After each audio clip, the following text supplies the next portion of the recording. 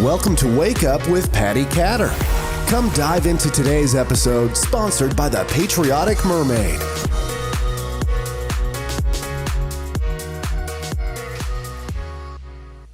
Hello, everybody. You're watching and listening to Wake Up with Patti Catter. Today, I have Zachary Babcock on the show, and he is with Underdog Empowerment. Correct, Zachary? Oh, yeah. Okay, so I am very excited to dig into this one because your story is not one that I've ever covered before. That's pretty cool. I know everybody has their own story, but this one is amazing to me for many reasons. So what I'd love for you to do is just give our listeners a little bit of information about how you grew up, basically, and then we're going to dive into your story. Cool. How I grew up. I grew up in Ferguson, Missouri. Gets a bad rap for the Michael Brown incident that happened a few years ago, but it's a great community I grew up in. Yeah, it's a little bit lower middle class level type of community, but still great, awesome community. Anyways, long story short, I grew up in Ferguson, Missouri, raised by my mother. Father died when I was 7. And I didn't really have, not making any excuses. I just didn't know what I was supposed to be a man or whatever. Didn't really have a good positive role model. Mm-hmm. And I just made a lot of poor decisions growing up. And I always wanted to fit in with other people. We all do to an extent. Anybody says that they don't, they're lying, because it's literally our second biggest fear next to death is being exiled from the tribe. We all want to fit in and feel a part of something.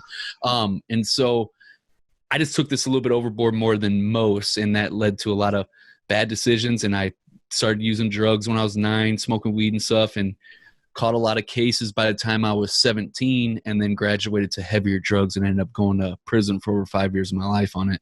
Mm-hmm. So for some of our listeners, I actually have a friend that from when we were teenagers, and I recently caught up with him, and I was like, hey man, I heard that you got into big trouble. He was in prison for a very long time. And he said yes, but he's out now and he's doing some really great things with himself. And that was around the same time that I reached out to you, because there's a lot of people, we all make mistakes, just some people make different mistakes to land themselves in prison than other people or in jail.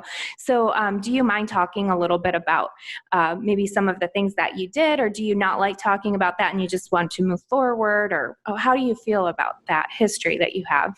Oh, I'm an open book. I have no plex about it. I believe in the Slim Shady principle, where you bag on yourself and can't nobody say nothing bad at you at that point. And then it also, if you're honest with yourself, then it opens up to your weaknesses, and then you have a better chance at fixing that. Really, I was just an idiot to put in lack of words, making poor decisions as far as wanting to fit in the crowd. Like, for an example, I caught 4 cases, and there's been a lot of things that I hadn't never gotten in trouble for, so I think a lot of us have experienced that, but caught my first 4 cases one night. We were 17 years old, and it wasn't like I've never done without, like I've always had food to eat and stuff like that. Never have done without like poor and suffering in that regard. But we were bored one night, and we went out and stole from a bunch of cars in a rich neighborhood. So we're from Ferguson. It's not a rich neighborhood. And we went out to a richer neighborhood in St. Louis, and we just started out. We were just bored and being stupid, and we're stealing from cars. And, if they left their car door open, we'd take the change or whatever they left in there. And some cars would leave their garage door openers in their car, and we would hit the garage door opener, and then we'd drive off, go hit other cars, and then come back about 20 minutes later. And if the garage door was still open, we'd go in and steal like power tools or whatever was in that garage of value. And then one car left their keys in the car, so we stole a car. And so we ended up getting caught the second night when we went out. Long story short, and I took the rap for all 4 of us that got caught, and that's how I caught the first 4 cases. Was stealing a motor vehicle, 2 counts of stealing over 500 in a burglary first, because we were going into people's garage. Mm-hmm. And so go ahead. Yeah, about how old were you? Do you remember? 17. So young, and yeah, that's just young. Yeah, it was. It just didn't have any chief aim, no purpose in life, and wanted to fit in, and was bored. And then but when that happened, I thought that my life was over. I was like, oh, I'm going to go to prison for the rest of my life and I'm never going to be able to amount to anything or whatever, which, I didn't know any better. I didn't know that I was just going to get probation, but I thought that I was done for. And so I went off the deep end and started using other drugs. I graduated really quickly. I started using ecstasy. Before I knew it, I was snorting coke. And then before I knew it, I was smoking crack and shooting heroin. Just completely out there, going off the deep end, stealing whatever I had to do to keep my habit going.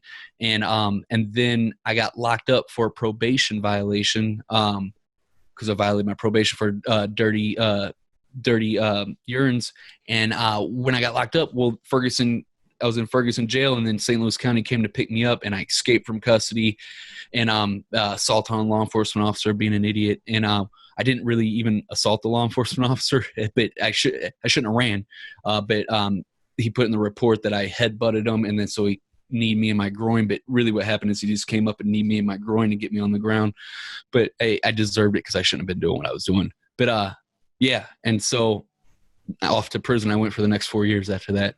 Mm-hmm. What was your experience like while you were in prison?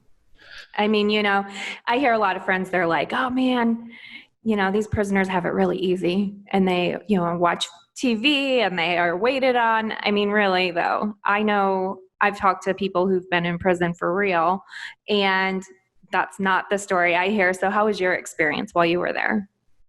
Yeah, I mean, nobody really knows what prison's like unless you've been there and lived there. So anybody has an opinion on it, if you've never been there, you can't really say what it's like, even if you watched all the TV shows that are out there, because it's just not the same. Mm-hmm. But I mean, it's not easy because you're away from your family, but after so long, you kind of get used to it. And then you kind of and at this time in my life, I was still, I didn't even know what personal development or self-help or any of this stuff was. I was, in my 19 years old to 23, wanting to fit in and be quote unquote a cool kid or whatnot. Mm-hmm. But yeah, you just kind of start separating yourself. You kind of stop thinking about the outside world, even though it's impossible not to at times, but you kind of just live in that world inside there. And man, it's so hard to really, really explain, what it's truly like. But you're away. It's like a psychological warfare every single day, because it's a total different rules inside of there versus in society. Nobody walks around smiling. Nobody's friendly and talkative in other people's business. In there, you mind your own business, and you mind your own business, and you don't let anybody, punk you or anything. And you don't have to be like a super tough guy or anything, but you better not let anybody screw you over, for lack of words. Mm-hmm.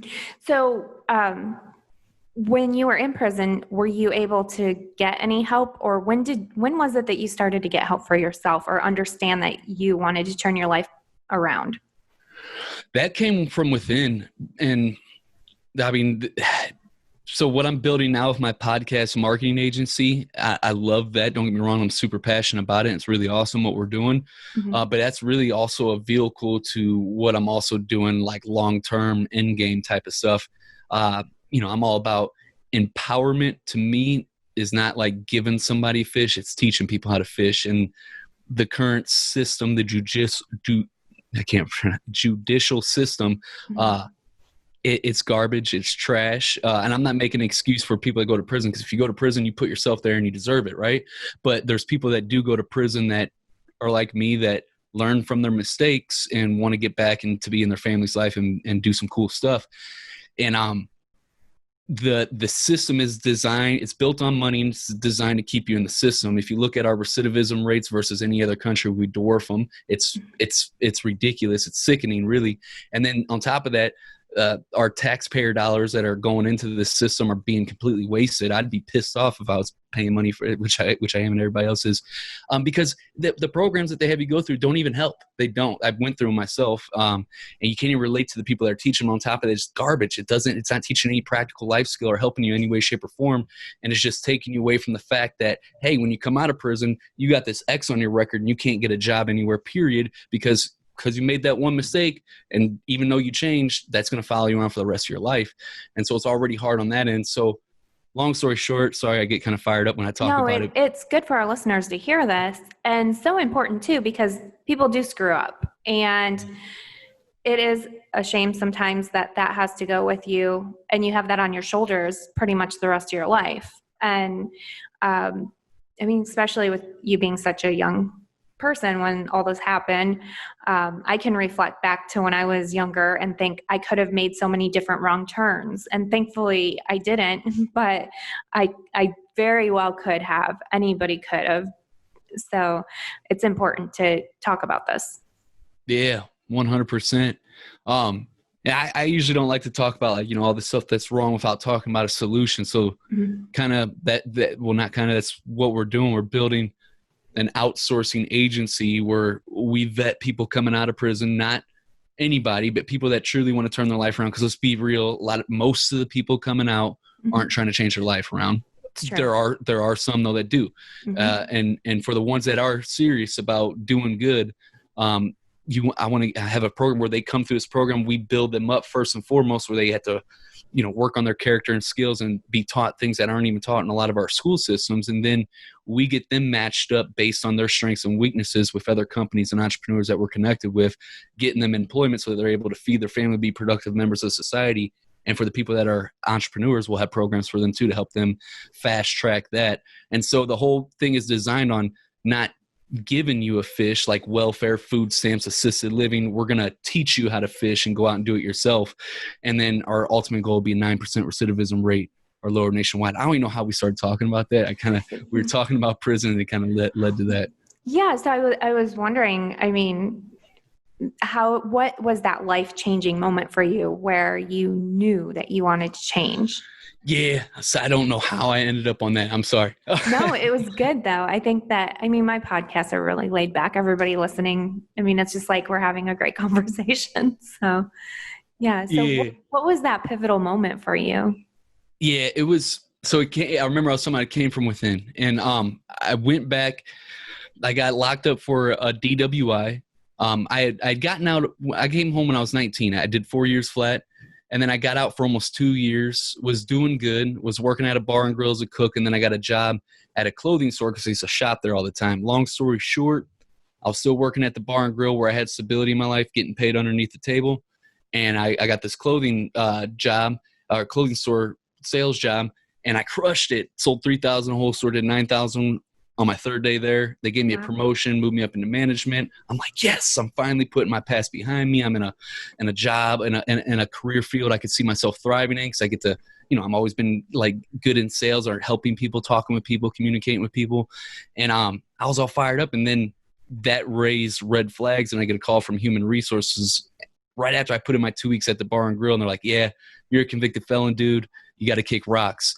And that like crushed me. And instead of, at the end of the day, that's my responsibility. I should have kept my chin up and searching for other opportunity and kept moving forward. But at that time, I chose to throw a pity party. I felt sorry for myself and became a raging alcoholic, and got a DWI, and then got locked up for that and went back to prison. That was 20 days before my twin sons were born. And Patti, that was it. That was the proverbial straw that broke the camel's back. It was the greatest thing that could ever happen to me, because that pain was so intense.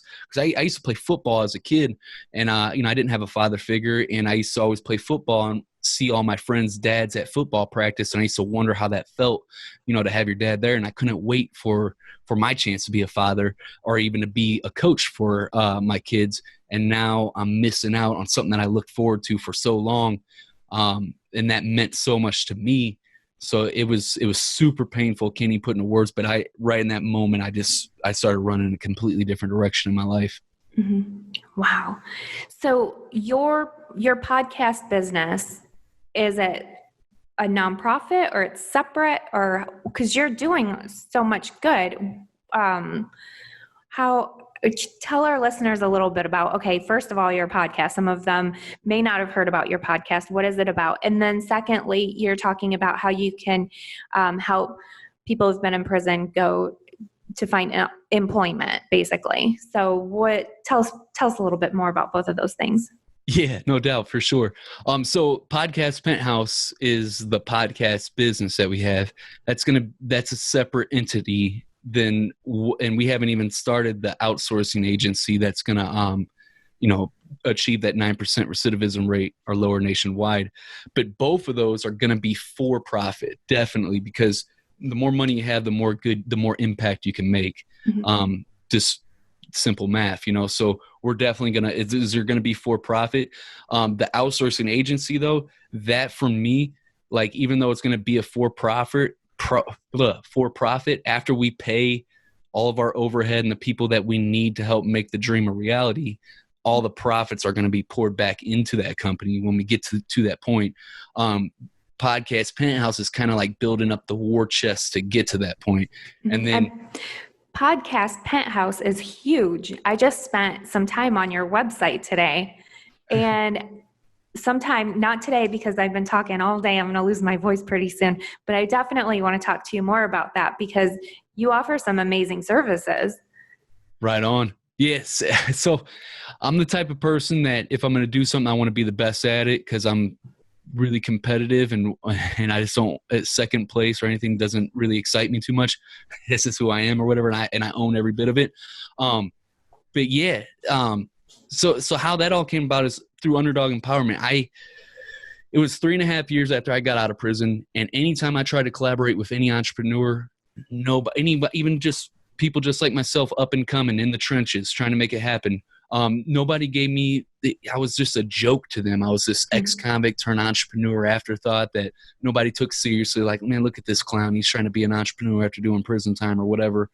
And I got really upset, using a really nice language there, as a result. Like, I'm like, dude, you don't know me. Like, you're just going to say because I went to prison that I can't do this or whatever. And you don't know what I'm trying to do and what I want to accomplish in my life. So I use that anger and aggression and frustration and I launched Underdog Empowerment for selfish reasons, first and foremost, to fill up my cup, because you can't fill up any cup from an empty cup, and also to empower other underdog entrepreneurs in the process.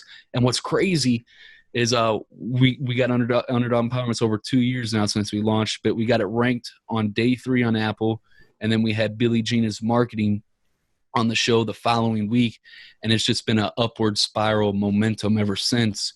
But the crazy part is in 1 week's worth of time, I went from nobody giving me a chance, I'm some joker, some clown out of prison trying to be an entrepreneur, to interviewing celebrities. So podcasts just opened up so many doors for our brand and for us to get where we're at now. Well, I mean, you're really talented and you're very, very smart. You're very articulate. And I am really glad that you showed those people who were naysayers that you could do it, because I love doing that myself. Yeah. So I absolutely love that. And I love the name of your podcast too, or the podcast network. Is it a network, or because podcasters can join your movement, right? Yeah. So Underdog Empowerment Movement, that's like a Facebook group, a community for the podcast Underdog Empowerment. Now, Podcast Penthouse is the actual company, the business. And we do, there's 3 things of how we help people right now. There's other ways too, but our highest level that we help people is we call it the Penthouse Experience, where and it's a higher level program, but it's for the busy entrepreneur that already has a business model working. They're probably making $10K or more per month, really good at what they do, and they can't stand the fake entrepreneurs that take pictures in front of rented Lamborghinis acting like they could promise you to be a millionaire overnight. That just doesn't happen, right? Exactly. And they're really good at what they do, but they don't have a huge brand, or they might have already started building one, but their main focus is growing that brand, creating a celebrity brand through their podcast, or creating a celebrity brand, period. And that's where we come into play, and they hire us and we produce all their shows for them. They just record and then send it off to us in our client portal. We produce it all for them, get it out there for them. We get them booked on other podcasts to help grow their own podcast and their business. And we also get celebrities booked on their show for them. So that way they're aligning their brand with all these power players. That's the highest level touch that we help people with. So it's essentially podcast management. Yeah. It's just like think of it like an engine for your podcast, where you still have to you still have to show up and record, and there's a bunch of other stuff that you can do outside of what we do for you as far as marketing goes. But we also do a lot of the marketing for you, a lot of the growth for you by getting you booked on other shows, getting you celebrities booked on yours, and also getting you ranked on Apple. Yeah, that's our highest level thing. We just also launched the Alpha Podcasting Association, which is a thing that I run with 10 entrepreneurs and pretty much just take them under my wing and like, hey, this is our system that we work. Here it is. And you're also going to learn everything I learned, and we're going to grow together, create custom plans on how you're going to align your podcast with your brand and business to see explosive growth. And then last thing that we have is the course. That's for more of the do it yourself kind of like, hey, I want to move at my own pace and just follow this framework in a course where I don't want the high level touch of the direct contact thing. Mm-hmm. Wow. Okay. And so people can find this website where? Could you give the social media outlets? Yeah. Underdog Empowerment.com. You can find that to come check out the podcast. Definitely come check that out. It's what I'm super, super passionate about. That's growing into something amazing. And everything's right there on underdogempowerment.com. Awesome. You're on Instagram? Yeah. All my socials are also on underdogempowerment.com if you scroll all the way down to the bottom. But yeah, I'm on Instagram, Facebook, TikTok, all of them really, but I really jam on Facebook and Instagram. TikTok is fun. Yeah, it is. And I'm gonna have to go add you later. That's fun. Awesome. Thank you so much for being on the show and for talking to me. And I definitely want to connect again after this. And I would love to interview you again too, maybe in some more detail. I have a few ideas on where we could go with those podcasts, but thank you again for listening. And everybody, be sure to check out Zachary and what he's doing. He's amazing. And I'm very proud of you, Zachary. Thank you so much for having me on the show. I had a blast today. Thank you. Thanks everybody for listening. And really quick, I do have to make an announcement. We had a Starbucks giveaway in my podcast group, and it's for a $15 gift card, and Valerie Jean won the giveaway. So congratulations, Valerie. And then also I'm going to be texting you all soon. More information on that. I joined Community, so we'll talk about that soon too. So thank you again, Zachary, and thank you everybody for listening. Thanks.